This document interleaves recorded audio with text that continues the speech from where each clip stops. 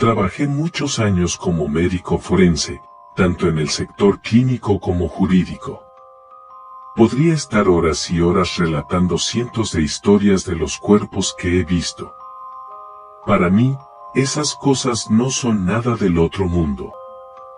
Hasta aquel día pensé que lo había visto todo, pero nunca faltan las sorpresas.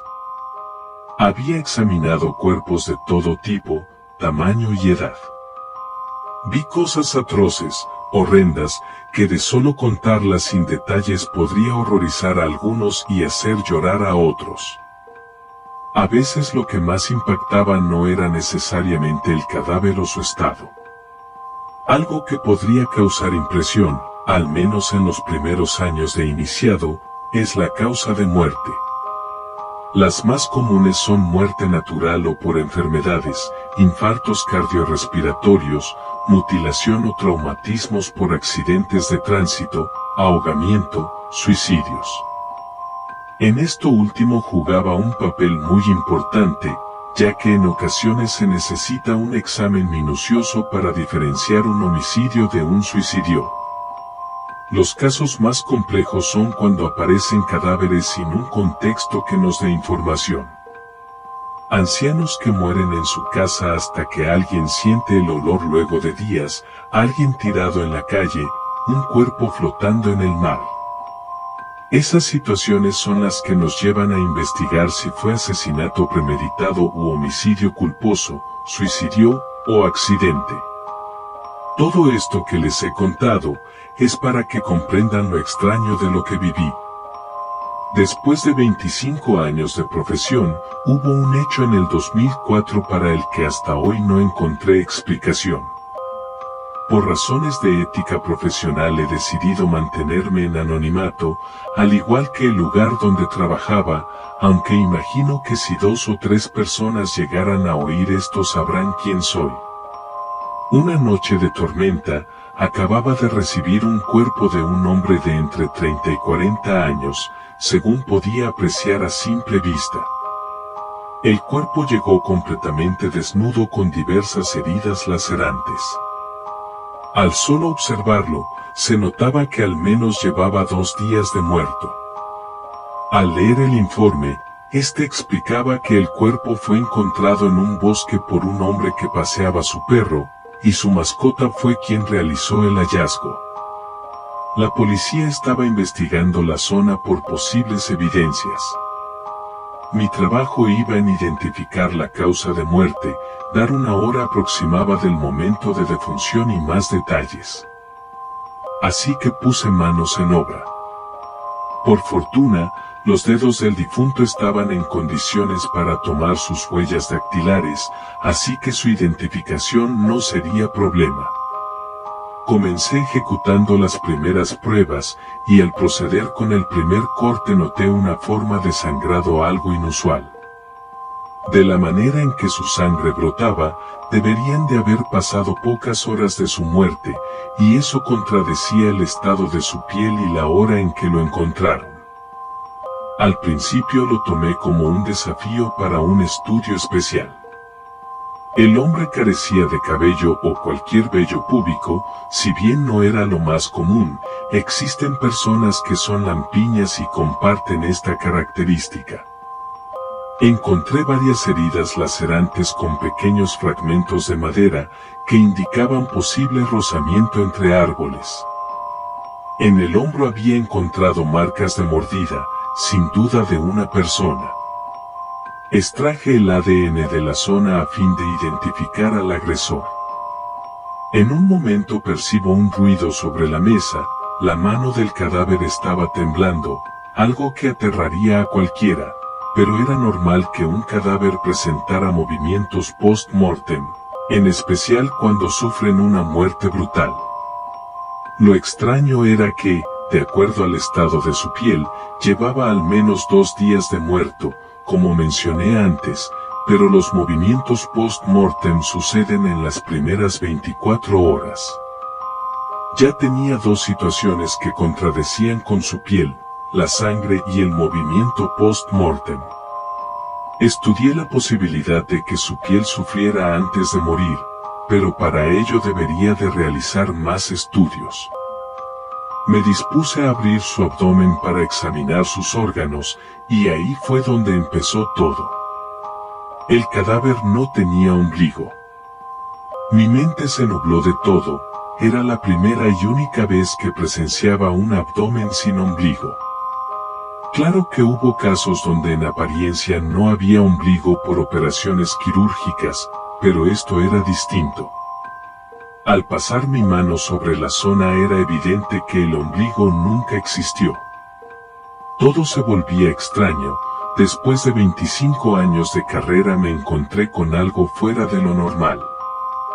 En ese momento recordé algunas novelas de terror que había leído en el pasado, y la ausencia de un ombligo era debido a que el ser humano no nació de un parto, sino que era un clono creado de forma artificial.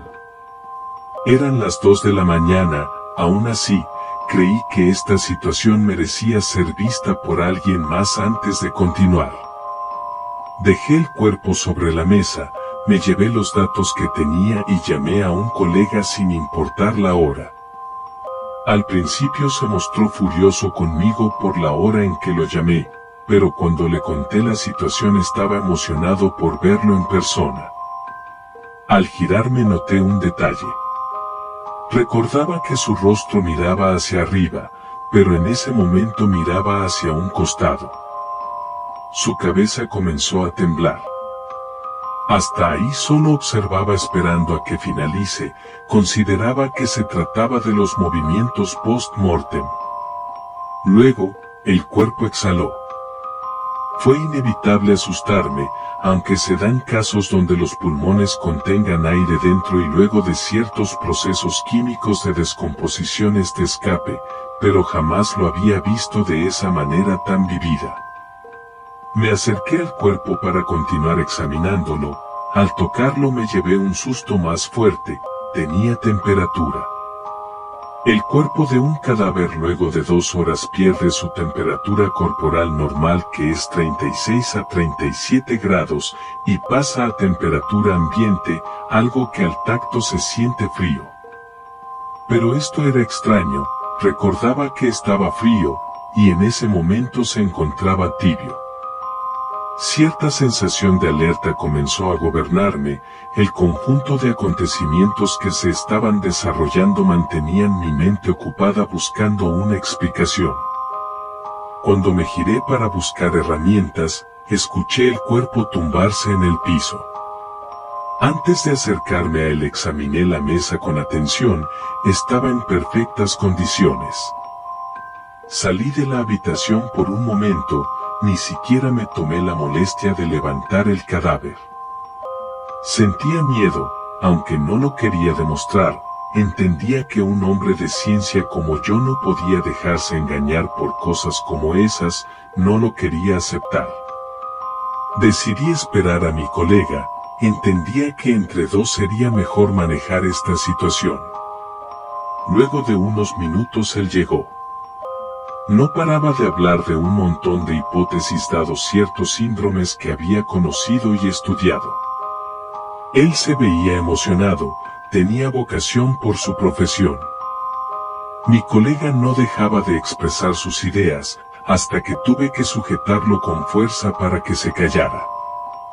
Cuando me miró con seriedad le expliqué de la temperatura del cadáver. Él me miró sorprendido. Me dijo que era imposible y eso yo ya lo sabía. Negó totalmente lo que le dije, quería ver el cadáver. Antes de llegar le expliqué que el cadáver cayó por sí solo de la mesa, pero él contestó que seguramente lo choqué sin querer. Él se colocó su túnica y entramos a la sala. El cuerpo no estaba. Mi colega pensó que se trataba de una broma. Le mostré los datos recogidos y las herramientas que había dejado en uso. Donde había caído el cadáver había una pequeña línea de sangre. Mi colega me preguntó si estaba haciendo todo esto para jugarle una broma. Trataba de explicarle la situación, le mostré la orden que recibí con el cuerpo, y lo vimos a él, sentado en un rincón. Solté mi carpeta dado el espanto. Mi colega rió asegurando que era una broma, pero creo que algo en mi expresión le hizo entender que no. Él me hablaba y yo no lograba reaccionar.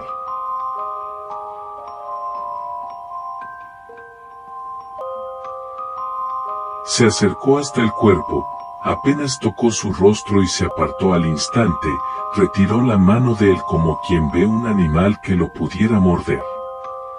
No me dijo nada, me pidió que saliéramos. Cuando estaba más calmado me dijo que al tacto sintió temperatura elevada, como si tuviera fiebre, pero peor aún, le sintió el pulso. Dijo que en el momento que sintió su vena palpitar quitó la mano por reflejo y no se atrevió a verificar. Él me preguntaba si lo que le decía era verdad, si no había algún truco en todo esto.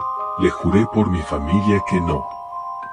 Oímos la puerta de la sala de la morgue abrirse, nos quedamos petrificados, éramos las únicas 2 personas en el establecimiento. Con mucho sigilo nos acercamos a la sala de la morgue, el cuerpo no estaba por ninguna parte. Al revisar las cámaras de seguridad desde que comencé a trabajar con el cuerpo lo vimos todo.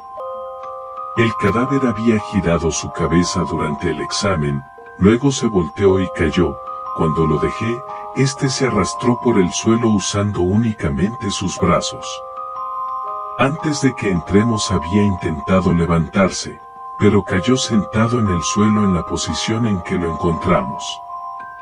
No supimos más nada del cadáver, tomamos capturas de las grabaciones y elevamos el informe a nuestros superiores. Al otro día los resultados de las huellas dactilares llegaron, no coincidían con la base de datos.